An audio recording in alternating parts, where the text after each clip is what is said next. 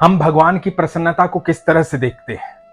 जब हम मंदिर में जाते हैं तो पुजारी जी हमें पेड़ा दे दें, प्रसाद दे दें, या फूलों का हार दे दें, या कोई पत्र दे दें, या हम फूलों का फलों का बड़ा टोकरा लेकर के जाएं, आगे से दर्शन हो जाए, भगवान के करीब चले जाएं, तो हमें लगता है कि ईश्वर प्रसन्न है, ईश्वर खुश है। पर क्या ये सच है कि ईश्वर खुश होते हैं? ईश्वर कैसे खुश होते हैं, कैसे प्रसन्न होते हैं? ये जानना चाहते हैं तो ये प्रसंग बड़े ध्यान से सुनिएगा। बड़ा ही अद्भुत प्रसंग है। हरे कृष्ण दोस्तों, मैं हूं अनुज शर्मा। भगवान का एक अनन्य भक्त, ईश्वर में आस्था रखने वाला, नित्य नियम से मंदिर जाने वाला, जब भी मंदिर में जाता था और मंदिर में यदि कोई नहीं होता था, सिर्फ ईश्वर होते थे और वो होता था, तो चुपचाप खड़ा होकर के भगवान को निहारता था, देखता था, आराम से अपनी बातें करता था। लेकिन जैसे ही मंदिर में लोग आने लग जाते थे, भीड़ आनी शुरू हो जाती थी, तो जोर जोर से जय जयकार करने लग जाता था, कीर्तन करने लग जाता था, भजन करने लग जाता था, जोर जोर से बोलने लग जाता था। लोग उसे देखते थे, लोग उसके साथ कीर्तन करते थे, जय जयकार लगाते थे। लोगों को लगने लगा कि यह बड़ा सच्चा भक्त है, बड़ा विश्वास करता है ईश्वर पर, कितने भजन गाता है, कितने कीर्तन करता है। लोग उसकी प्रशंसा करते थकते नहीं थे।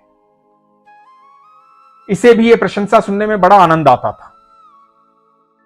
जब भी लोगों की भीड़ इकट्ठी होती, जोर जोर से जय जयकार करने लग जाता, कीर्तन करने लग जाता, भजन करने लग जाता।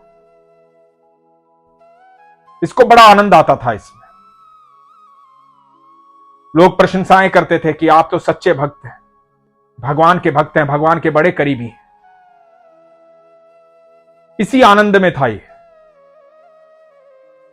कुछ दिन के बाद मंदिर में एक संत आए। संत ने आके कहा कि चतुर्मास चल रहा है, अब मैं 4 महीने यहीं रुकूंगा। तो इस व्यक्ति ने कहा कि ठीक है महाराज, बड़ा आनंद आएगा, आप यहीं रुकिएगा।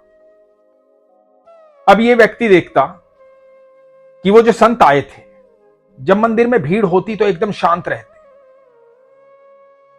किसी से बात नहीं करते, भगवान को निहारते रहते।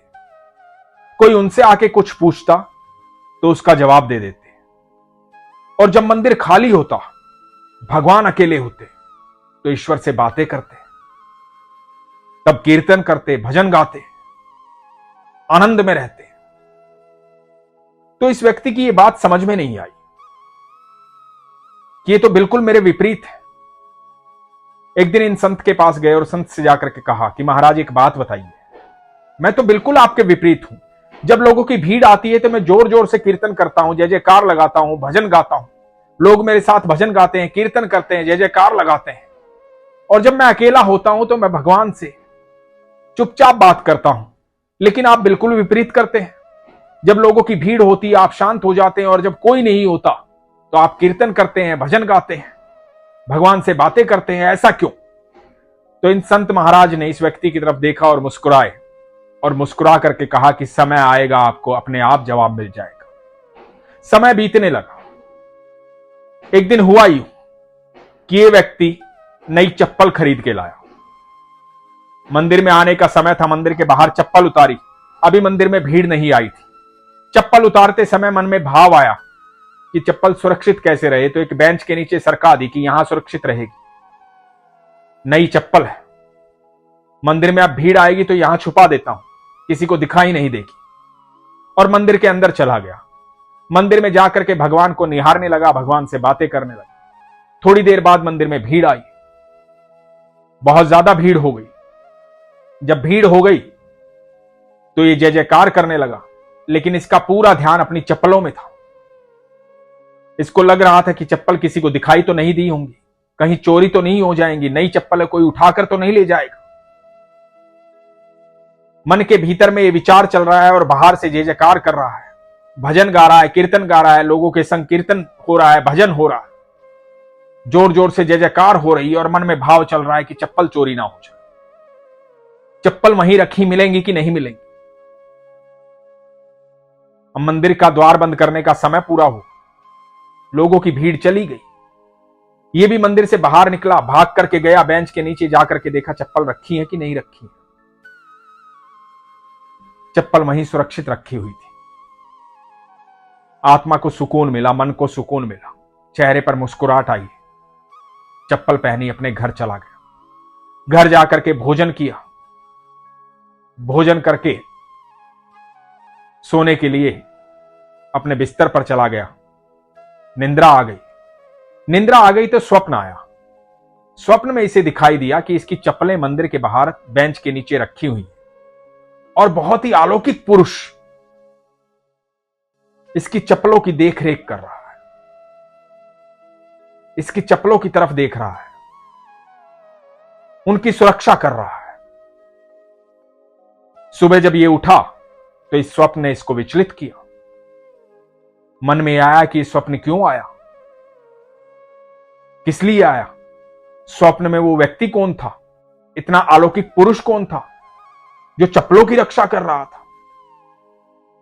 मंदिर गया, मंदिर जाकर के उन संत महाराज के पास गया। संत महाराज को बोला कि महाराज एक बात बताइए, मुझे इस तरह का स्वप्न आया है, स्वप्न में मुझे ऐसा दिखाई दिया है। संत महाराज मुस्कुराए। संत महाराज ने कहा कि भगवान तुम्हें संदेश देना चाह रहे हैं। वो अलौकिक पुरुष कोई और नहीं, स्वयं ईश्वर थे। ईश्वर तुम्हारी चप्पलों की रक्षा कर रहे थे।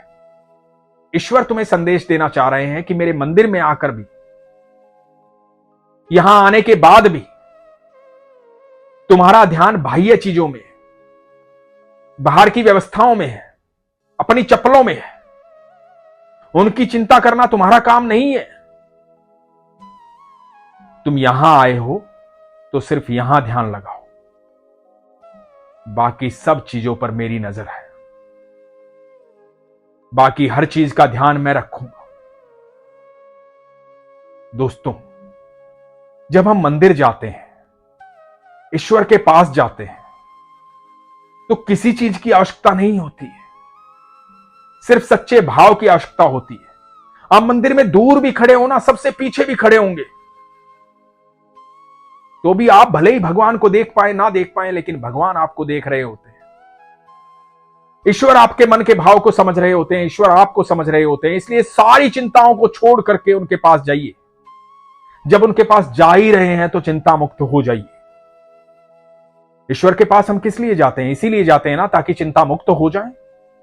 तो विश्वास रखिए, जब ईश्वर के प्रांगण में चले गए, ईश्वर के पास चले गए, ईश्वर का ध्यान करने बैठ गए, चाहे घर में, चाहे बाहर, चाहे मंदिर में, जब ईश्वर की शरण में आ गए हैं तो चिंताओं का कोई काम नहीं है। सारी चिंताओं से मुक्त हो जाइए, चिंताएं छोड़ दीजिए, क्योंकि चिंताएं करना अब तुम्हारा काम नहीं है। आप सिर्फ ईश्वर का ध्यान कीजिए, बाकी सब चीजों का ध्यान ईश्वर रखेंगे। यही ईश्वर हमसे कहना चाहते हैं, यही ईश्वर हमसे कहते हैं। आप मंदिर में जाइए, आपको फूल मिले, फल मिले ना मिले, फूल माला मिले ना मिले, पत्र मिले ना मिले, आपको आगे से दर्शन हो चाहे पीछे से दर्शन, आपको पेड़े का प्रसाद, लड्डू का प्रसाद या कोई प्रसाद पुजारी जी दे या ना दे, मन में जरा भी शंका ना लेके आए। इन व्यवस्थाओं की चिंता आप ना करें। इसलिए मन में प्रश्न ना उठाएं कि मुझे ये नहीं मिला तो मैं भाग्यशाली नहीं, मुझे ये नहीं मिला तो भगवान प्रसन्न नहीं, भगवान खुश नहीं। भगवान आपके भाव से प्रसन्न होते हैं, आपकी सरलता से प्रसन्न होते हैं, आपकी सच्ची आस्था से प्रसन्न होते हैं। आप जब मंदिर के प्रांगण में जाएं तो संपूर्ण विश्वास के साथ जाएं।